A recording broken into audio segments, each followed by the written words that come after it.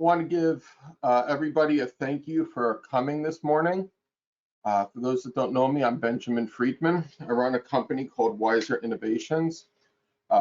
Wiser Innovations works specifically with the nonprofit sector and with companies that support the nonprofit sector on talent acquisition strategy and implementation. And that's obviously what brings us here this morning, is really want to start the year talking about what is necessary to have a successful hiring program. And in order to do that, I first want to be able to talk about why it's important. And most organizations, unfortunately, don't prioritize hiring.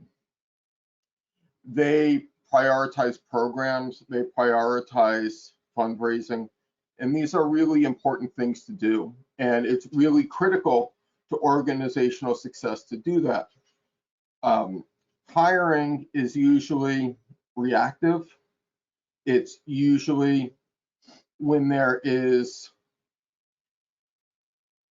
somebody leaving, maybe there's a new program, but the reality of it is that hiring is the single most important function within a organization. And the reason that I say that is because without people, then none of the other functions will happen. Without having your teams, you can't do your fundraising, you can't do your development, you can't do your programs, you can't write grants, you can't do any of those other pieces. And so that's why I want to make sure that we are set up so that we can do this component of the organizational work properly. Now, with that, I also want to let everybody know that if there are questions, I am going to try to answer them in real time. I'll also make sure that there is time at the end so that we can go over them as well. And to get things started, the first thing that I like to talk about when I talk about hiring, I like to talk about candidates. And the reason I focus externally first is rather simple. It's about people. And as I said before, people are the single most important component of a hiring strategy. And we want to make sure that our people are taken care of, not just internally, but externally. And when we think of people that apply for jobs, people that are moving in the process that are candidates, don't just think of them as job seekers. Think of them as potential volunteers, potential donors, potential contractors if something else comes up, potential hires in the future,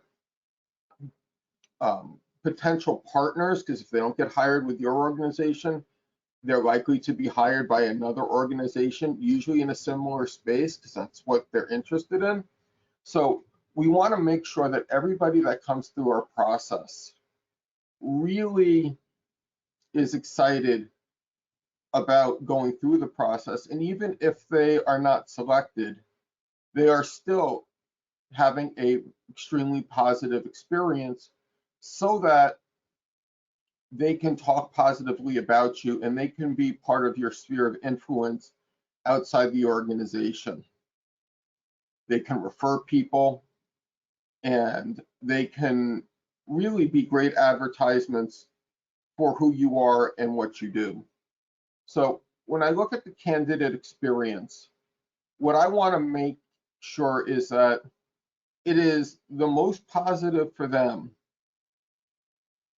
but also understanding that it can't provide an undue burden to the organization. And so things that are really important to look at. I start with things like ease of application, ease of finding the jobs. If I can't find where your jobs are, whether on your website or whether an external location, then I can't apply. Hiding jobs is never a good strategy. I should be able to click on the website and go straight to where the jobs are located without having 15 different screens to navigate through. The application should also be easy for the candidate to access and to complete. And we have to think about the fact that a lot of candidates right now, a lot of applicants are applying through mobile devices. That's where a lot of the job seeking happens. That's where a lot of the applications happen. So we want to make sure that we are doing it in a way that allows the job seeker to be able to share their information in a way that's effective and a way that communicates what you need to see. I'll also say that with that application piece, we need to get rid of the things that are not relevant. And one of the big things, and this varies between organization, but I see a lot of organizations that require a cover letter. Well, my question is, are you going to read all of the cover letters? Because if you read half of them, now the criteria for hiring varies between candidates. That's not an equitable process. It's not a consistent process. If you're going to require cover letters, then they should be read for all candidates. If they're not, why do we have them? Because we can easily ask candidates in the process for writing samples that apply to their job. And so let's think about what's really needed. Why are we asking for 3 references before we even meet the person? Put yourself in that situation. Are these things that you were comfortable doing as an applicant? Are these things that you want to do? I mean, I'll be totally honest, every hiring manager I talk to when I say, do you like writing cover letters? Their answer is no. Every single one of them. So let's think about it from the perspective of a candidate. So not just the ease of the application, but also the quality of communication. When somebody submits an application, do they receive notification that it was received? Do they receive a timeline for when they'll have communication back to them? Do they receive what the expectations are for the entire hiring process?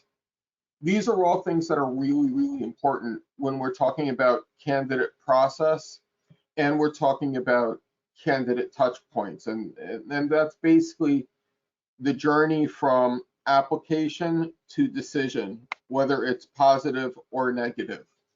We want to make sure that we're doing this not only for the external people, but we're also doing this for our internal candidates.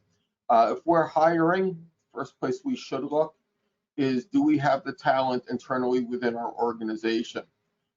If we do not, it's at that point that we should be looking externally. And I'll get into that a little bit more as we move forward. But we really want to make sure that we're not setting up obstacles that are going to turn people away. It's important to remember that candidates have a lot of options right now. If we're going to be looking for who we define as the best of the best, then we have to show them that we are in fact the best that they can do, that our competitors, their processes aren't as smooth, their communication isn't as robust, the expectations of timeline are not cumbersome. And we have to make sure that we're doing the things necessary so that when the people who apply to our jobs are talking to other people. They're talking positively. They're sharing an exemplary experience. Um, they're letting everybody know that, you know what, this is a top-notch place. And hopefully those reviews go online, because honestly, you can't beat that type of advertisement. It really is just exceptional because it's organic and it's not coming from somebody who has their own personal mission to broadcast your organization.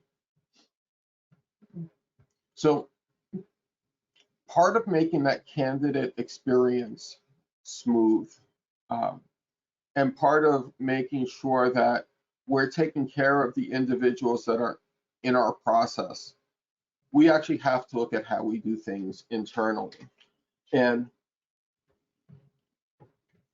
having the proper internal structures will absolutely allow us to have the proper external structures. And what I mean by that is, if we have a point person and we have a team and everybody knows what their role is, everybody knows what's expected of them, everybody knows what the timelines are, that will allow a really smooth hiring process with very little change in cadence, communication, experience, and that'll also allow for that strong candidate interaction. So when we're looking internally, we have to look at everything from the launch of the position, or even before that, the decision to launch the position, through onboarding. And the hiring process doesn't stop until that person shows up day one. And between when the offer is accepted and the person shows up on day one, there's an overlap between the hiring process and the onboarding process. But we really need to make sure that we are setting our people up, both internally and externally, to be able to succeed. So when I look at the internal processes of an organization, the first thing I look at is who's responsible for what. How does a position go from an I want of a hiring manager to, all right, let's take it live? Who are the people involved? Are they accessible? What criteria do we need? Is there a standardized form that somebody needs to fill out? Are there standardized signatures? And there should be one process. And that same process can be carried out by different teams, different divisions, but there should be a singular process. And this way, every hiring manager knows what they need to be able to bring to the table. They know that they need to be able to bring certain information. Now, usually that information includes justification for the position. Usually that information includes compensation information. Usually it includes where they would fit on the organizational chart. But it can also include other things, whether it's a full-time position, part-time position, contractor position, contractor to hire position. So there are variances that are possible within this process, but again, you do want that consistency, because when you have that consistency internally, you also have that consistency externally, and that is extremely important. You also want to make sure that within that process, there's consistency with your position descriptions. And I'm always an advocate that that position description should be included with the process of bringing forth the information for the hire. And every organization should have a template. Very often I see organizations have 3 or 4 different types of job postings online, and there's no consistency, and honestly, it looks sloppy. Whereas if there's one template, what that does is it aligns your brand. It lets everybody know when they see this template, you're hiring. And it allows for brand recognition, and it allows for people to know what to look out for. And so you want to make sure that as you're composing these pieces, as you're looking at the different components, that you do have that consistency. Also internally, it does make the process easier for hiring managers because they'll get used to what they're supposed to do. It'll get easier for the people that are doing the sign off. Obviously, it'll make it more consistent for what they need to do. So there are a lot of positives for having this internal consistency. Additionally, when you're setting this process up, there are certain landmarks that you should be looking at. You should be looking at timelines for every stage. So what's the timeline for getting a position reviewed? What's the timeline for getting that position approved and then taken live? And this is important because a lot of times there are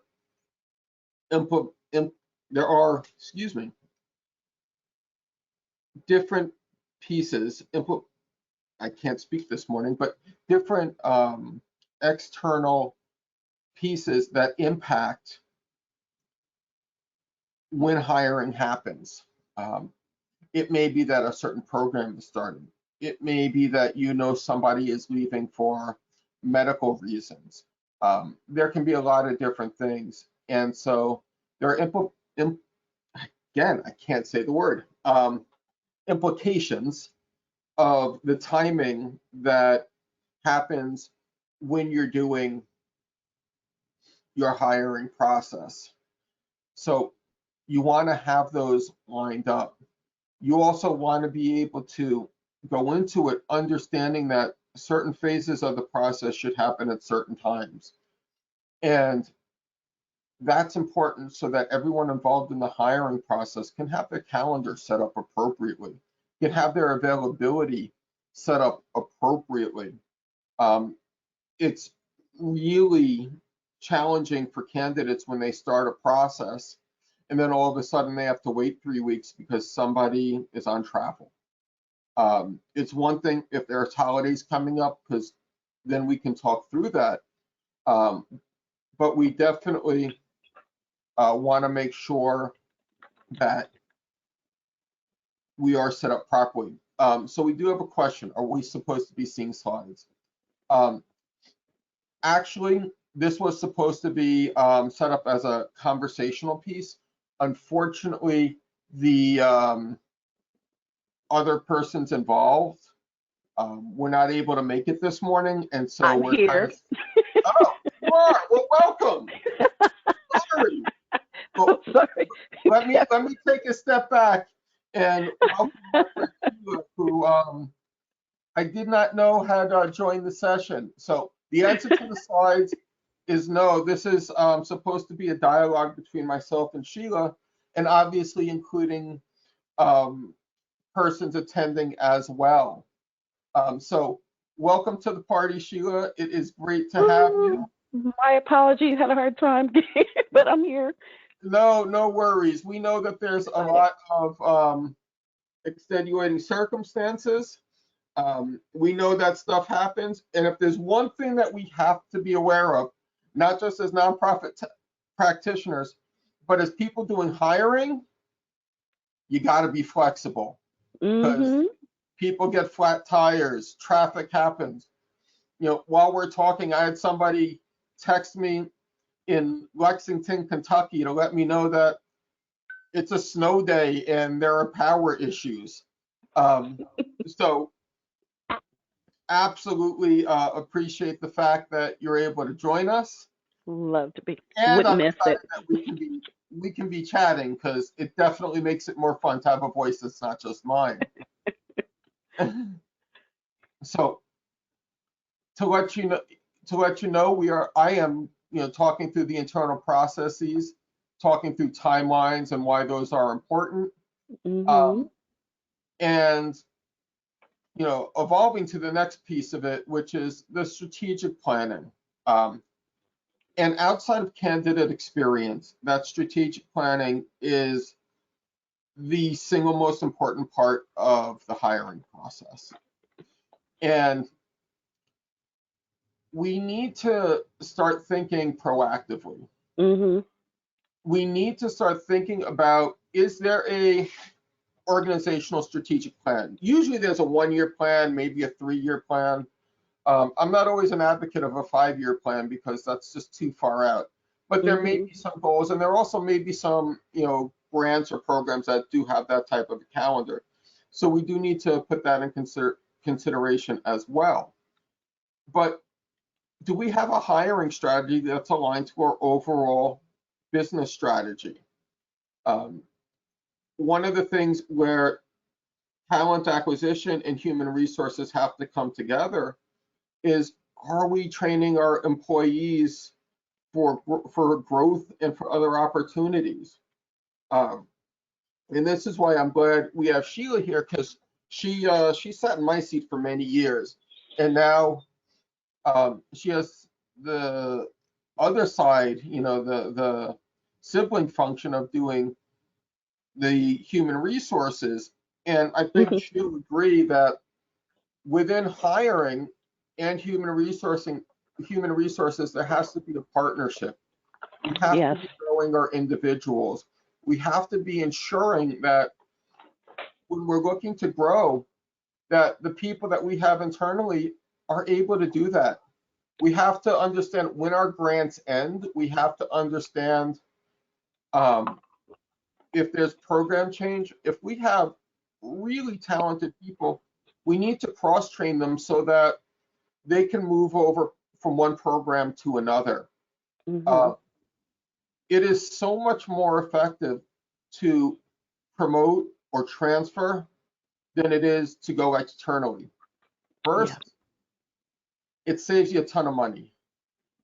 Whether or not you're hiring an external entity like me, if you can take someone from one grant project and put them on another grant project, well, now you don't have a hole. Now you don't have time where programs not running.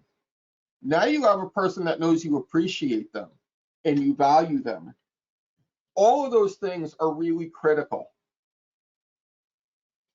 You also are able to then give people a career track. And when we talk about retention, which, although that's an HR function, um, I'm willing to bet everybody on this call would rather keep their talented people than hire me. Um, I would bet my car on that. Um, if you've got good people, keep them in the organization. Super important in the hiring process. So set them up to be successful. See what they want to do. See where your organization is growing, and see how they can fit in with that. It's a lot cheaper to send somebody to an online training program and cross train them than it is to hire or to have an opening. I mean, I'll defer to you, Sheila. How much fun is it to have hiring managers go, you know, I need people? I know I don't like it. Mm-mm. Yeah. And they need it fast. Yes. I mean, that's always the thing.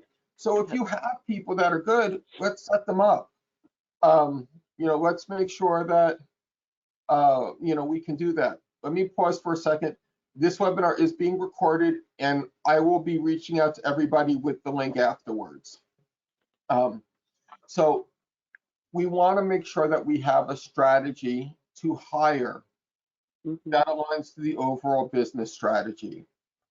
Um, that one will help your finance team because they can then budget and plan. It'll help your development team because they will know who you have and what they need to set as their goals.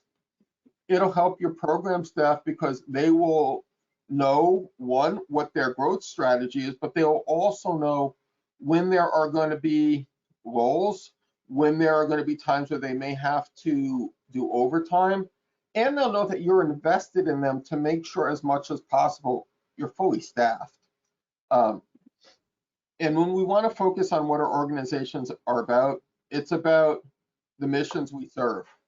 You cannot serve your mission if you don't have the people to do it. And I think that's just the bottom line.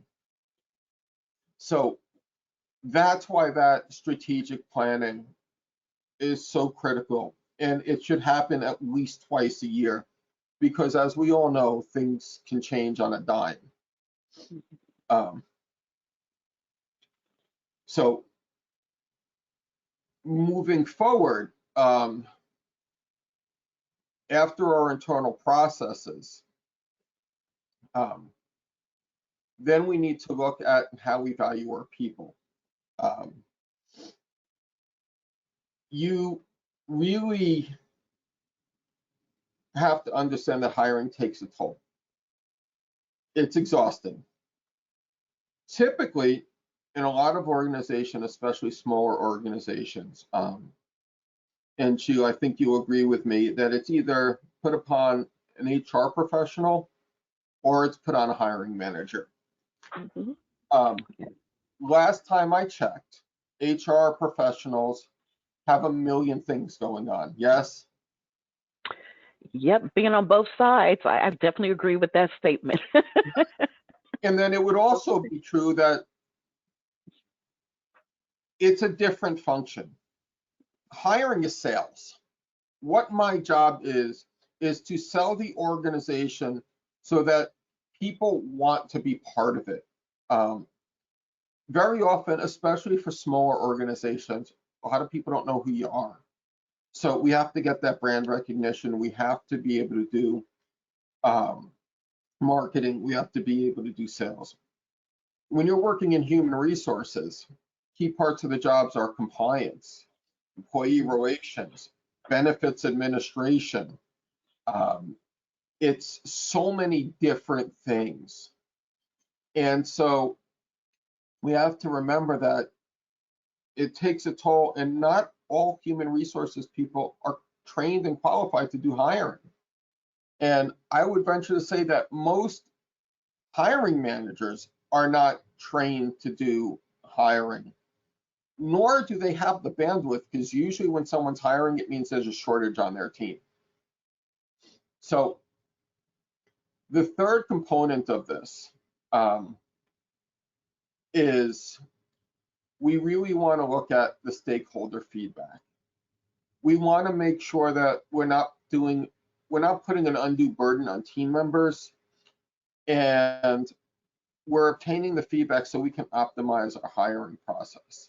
I will let you know the last thing that I would ever want to have in a hiring process is hypothetically Sheila and I having a conversation and her going, "You're draining my teams. Like, this is a problem." And the first thing I would venture to say that you would want is, thank you for making this hire quickly, because now people are leaving me alone. I get back to my work. So when we look at this, that's really, really critical. It's really important that, one, we take into consideration who we would want in our hiring processes. Typically, the way that I like to set them up is if you have a recruiting resource, they should own the process. They should be the one doing the candidate communication. They should be the one coordinating. They should be the ones doing the internal processes. And then, depending on the position, depending upon the level, usually a hiring manager, members of the team, Maybe cross-functionally, we want to remember that as much as, we want diverse candidates, candidates want a diverse experience. They want to see a cross-section of the organization. They want to see how departments work together, and they want to understand what different people doing different work with their experiences internally. And if we're going to be talking about this, it's important to understand that my experience at an organization may not be the same as a coworker of mine, because we're uniquely different people. So in setting this up, one, we want to make sure that there's training that happens. Some of that training might be from talent acquisition. Some of that training might be, from human resources. That training should be on, like I mentioned earlier, writing job descriptions. That training should be on how to interview and what's legal. If I think the name Sheila is cool, I can't go, oh, where does that name come from? It's a really cool name. You can't ask that question, because unfortunately, that can lead to discrimination. Oh, that name's a this? Oh, I had no idea. Everything that we ask has to be consistent to one thing, and it's the job. And a lot of times, hiring managers, recruiters, HR people, executives, they want to create a relaxed experience, and so they'll ask questions that they think are not harmful. But if you're not talking about the job, it can be harmful. If a candidate brings up the fact that they have 2 kids, you go, oh, I do too. I'm thinking about a third. What about you? You can't ask that question, even though it seems like it's a totally innocent question. So we want to make sure that in setting this process up, that we are training people on how to interview.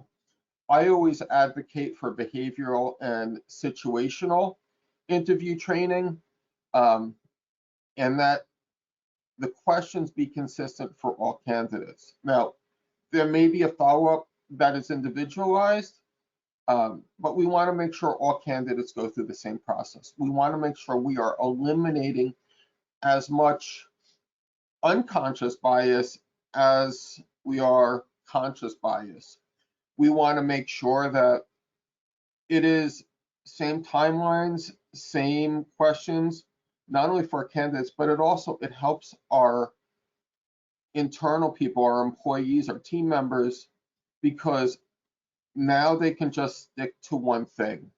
They don't have to improvise. They don't have to worry about making mistakes. And they know what the process is going to be. We want to set up post-interview evaluations. We want to set up debriefs. We want to make sure everybody that's going to be in this hiring process knows about it before we start the hiring process. We want to make sure that if there are going to be X factors, like someone may have to travel or somebody may have a deadline, we want to make sure that we either account for that or that we set up some form of safety net so that should something quirky happen, and it does in every single process, we're ready for it. And the candidate is not aware that something quirky is happening. For them, it needs to be smooth. One of the other critical components to this is we definitely want to make sure that we are checking in with our hiring teams and finding out their pain points. We want to know first from our recruiting team. We want to know from our hiring managers, from our interviewers. We want to know where the struggles are. We want to know what we can do to optimize that, because as important as it is for our candidates to be able to have a smooth experience, if our internal teams feel that this is a burdensome process, they're not going to be part of it either. And that's going to be really challenging, because we do want to keep that morale up, and we do want to make sure that hiring, is a positive experience. Like, everyone should be excited when there's a new person joining the team.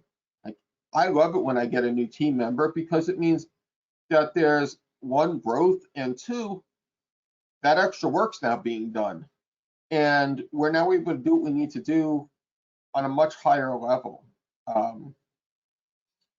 So those are things that I think are really, really critical as we look at the effect of hiring on our internal people. I'm gonna ask Sheila, as she, has managed it from my side, but also from an HR perspective, is there anything that you see that, would be valuable, or extend, the things that I've been talking about? Well, you definitely nailed it to the 100% with you, and it's been a while since, but it's so important to just be prepared. Everything that you want when you're interviewing someone. And I know it can be challenging, because we know sometimes, Benjamin, you get that call, we need this person real quick, and we just need to get a body in this seat. And sometimes we can rush things real quick and often make a bad hire. And so I think you brought up some very key points of what to focus on, what's going to be important, and working with the recruitment team and giving them clear communication. Now, granted, a lot of people may not have a recruiting team. Yes. It may be your admin, Let me add a caveat. When a recruiting team, it's all the people involved in that hire. That's the right. team. Right. So it doesn't necessitate having a whole talent acquisition department. Everyone involved in that hire, that's the team for that position. Right.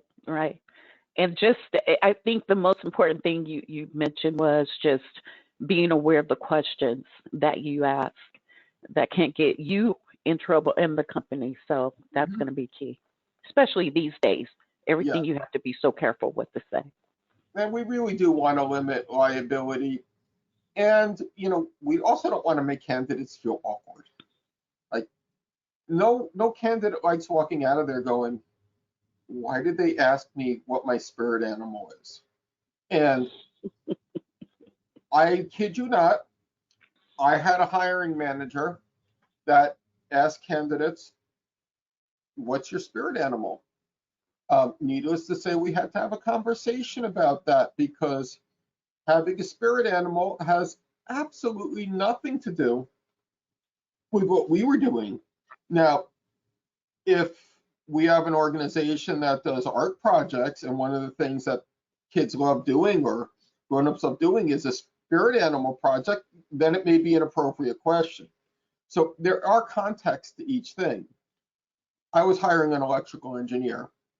We don't need to know what an electrical engineer spirit animal is. So see for the effort, but no. to kind of connect with your interviewee. Yes, absolutely.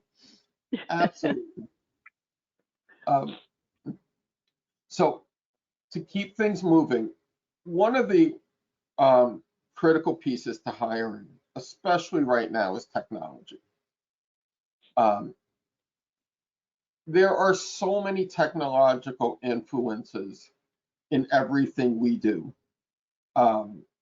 Whether it's, do we have an applicant tracking system? Do we have an HRIS that has a hiring module? Do we have a system that talks to one another? I mentioned earlier, easy application process. Well, does our hiring system allow for that? Does it deal with redundancies and candidate retention? Does it allow us to maintain, or if we don't have a system, are we set up to maintain candidate records? I know the state of California, you have to maintain resumes for 4 years. Where are we keeping them? In different states, that number varies. Where are we keeping them? Where are we tracking the information that we will need to do EEOC reporting or affirmative action reporting? Where are we keeping this information? Because funders may ask for it.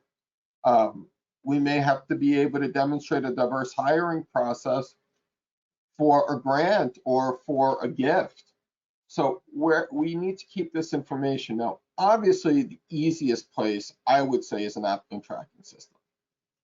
And some of them are free. Some of them cost $10,000 a month. I will let you know I've used both.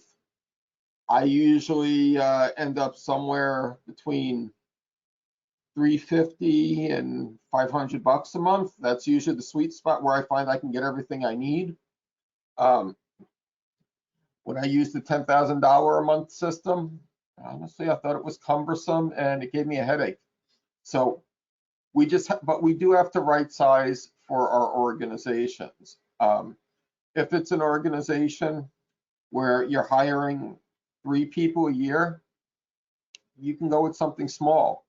If it's an organization where you're hiring, 1,000 people a year, and that could be because you have seasonal staff at 3 or 4 different times a year, then you may need something a little bit more robust. But we definitely want to make sure that we are keeping and we're developing our own database. Also, when we are sourcing for candidates, people that applied to our jobs previously are the best people to reach out to because we know they've had an interest and it makes hiring quicker. Also, if somebody was good but not right for that job and we have them in a system, well, maybe I make one phone call and now we have another position filled. So these are all things that we need to be aware of. We also need to be aware of our sourcing tools. One of the things, and this usually runs, at least for me, through HR communication, let's get those employee referrals. If we have good team members, typically they know other good people. But let's use sites like LinkedIn, Indeed, professional associations. Let's make sure we are posting our positions on websites that speak to specific types of candidates.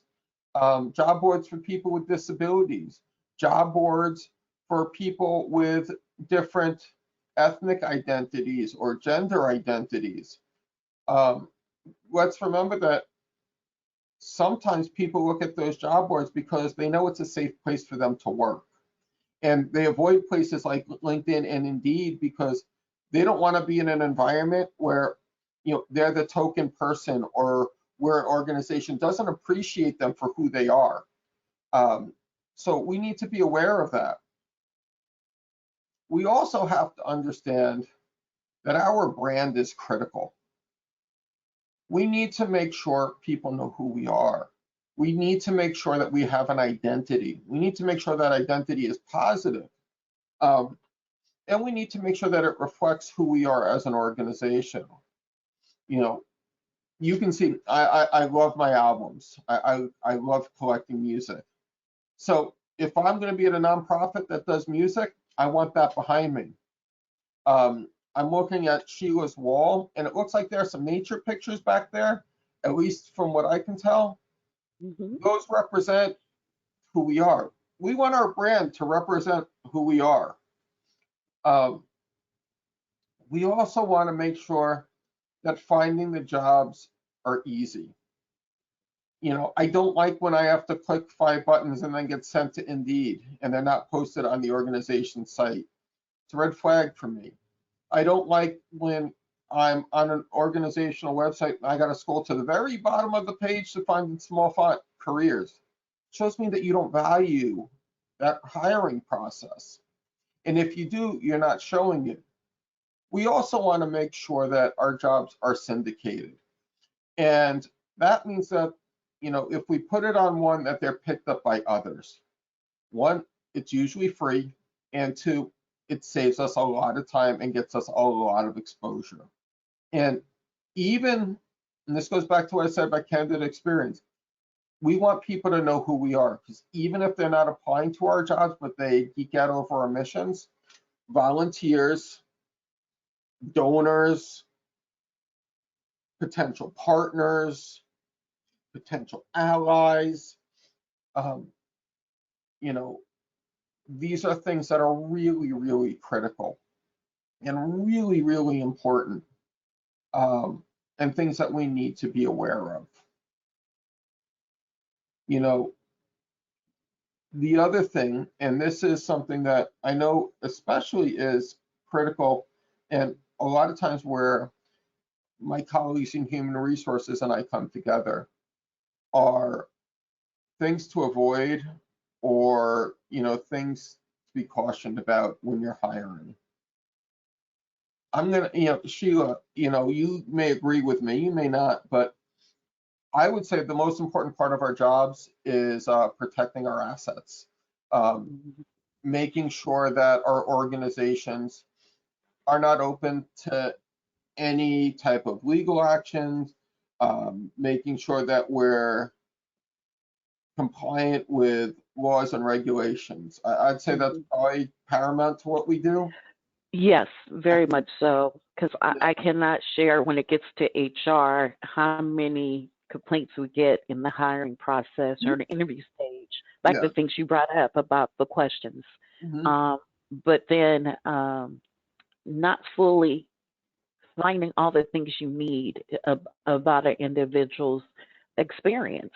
And we always forget, and I think you would say this too, that this whole process of interviewing, and I love what you're sharing because it's awesome, is that you don't want to waste your time with someone who's not qualified, nor do you want to waste their time as well. And but I think a lot of things that can get us in trouble are how an interview is handled, for one.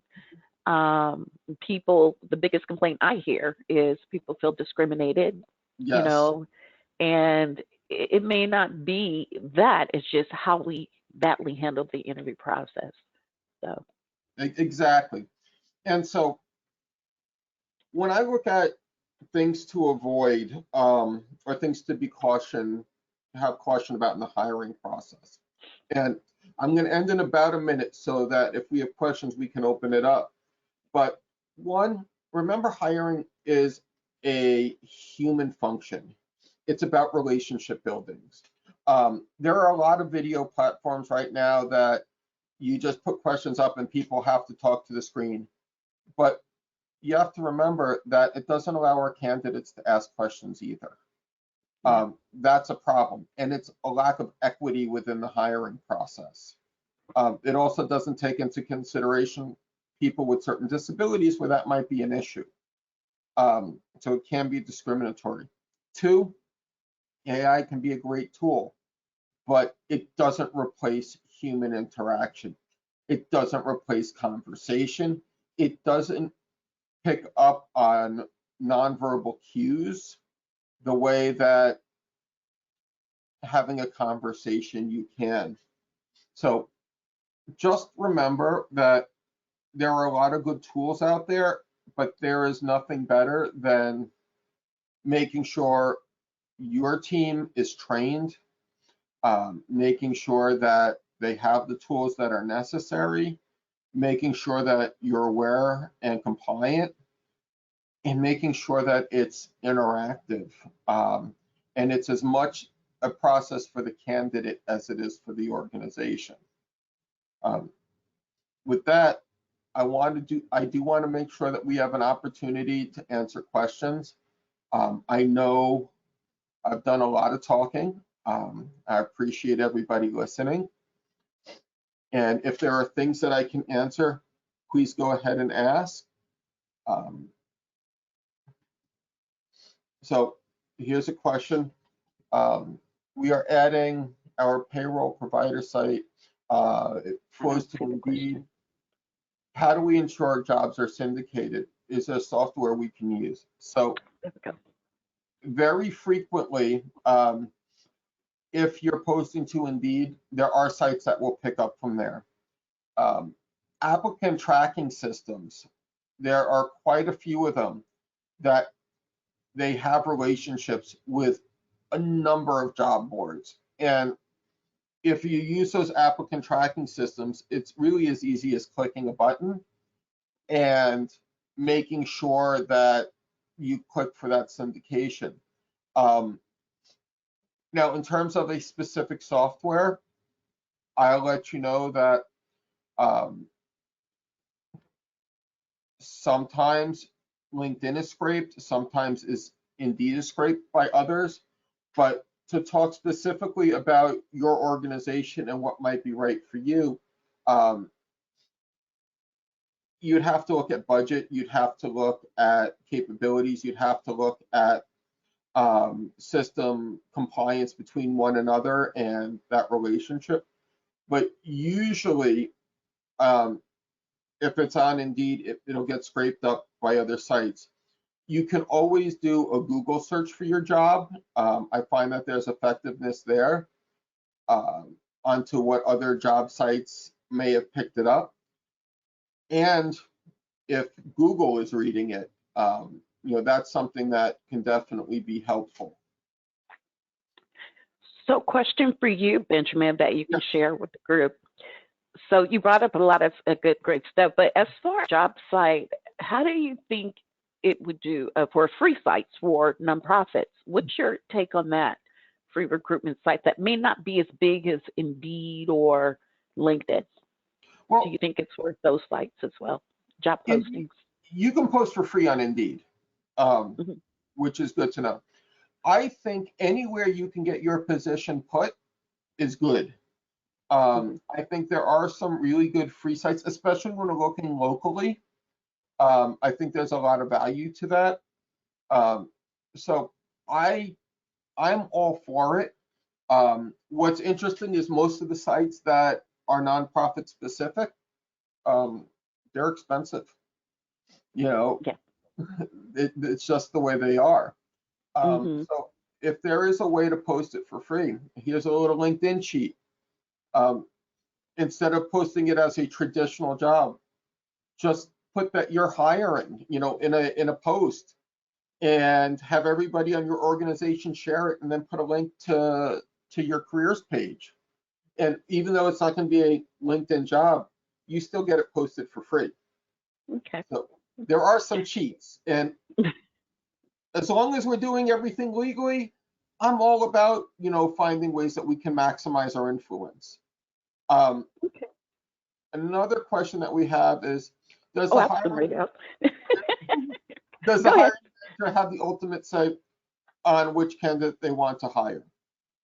I would say yes, with the caveat, unless the executive director, CEO, or president has an issue, it should be the hiring manager that makes that decision. Um, they should take into consideration the thoughts of their team and the other people involved. But since it's their team, they should be the ones that ultimately make that decision. And this is a great one. How do I improve attendance to interviewees? So ghosting is no joke. It's real. Um, One of the things is definitely consistent communication. Um, it's confirming the interview, sending out a reminder. It's following up on that reminder. It's asking candidates, do you have any questions coming into the interview? Um, it's sharing who they're going to be interviewing with. And so the more communication you have, the more consistent that communication is, the more likely that attendance is going to rise. Now, there are going to be people that apply to jobs just so that they can check the box for their unemployment. Just a reality. There are going to be people that apply for a job, get a job elsewhere, and disappear. A reality. But the more you invest in your candidates, the more they're going to invest back. And typically, we just send an email saying, all right, here's your interview. But if you can have 3 or 4 communications between your pre-screen and the interview, huge impact. I appreciate all these questions. And so the hiring process doesn't stop until they want to work. Absolutely. So here's the question. Following the steps provided, how is it best to deal with a new hire not showing up for their first shift that doesn't return calls? Well, that's where this relationship is absolutely critical, and building that rapport, both from a hiring manager perspective, human resources perspective, and from whomever is managing the recruiting process perspective. And that's where there should be consistent communication, and it should be in multiple forms. Text messaging is critical, because then it could just be something small. Excited to see you. It can be an email. It should be phone calls. It should be all of those things. It should be hiring managers reaching out and setting expectations, being like, just so you know, this is what's going on. It's really making sure that that onboarding process is important. Now, there may be people that still ghost. They get another opportunity, they go with it. But it is important that the more we talk to candidates, the better it is. And the faster we get from an offer to a start date also limits that possibility. And I'll be happy to talk more about that directly. There's 1 minute left. Again, I want to thank everybody. Sheila, I appreciate you joining. I am going to be following up later this week, probably tomorrow or Thursday, with the link to the recording, as well as a thank you. And if there are any additional questions, please feel free to reach me at benjamin@wiserinnovations.com. And with that outreach, you can always respond back. I do want to make sure that because we went over a lot, you are prepared, with the information you need. So thank you very much to everybody that was involved today. And with that, let's end the webinar.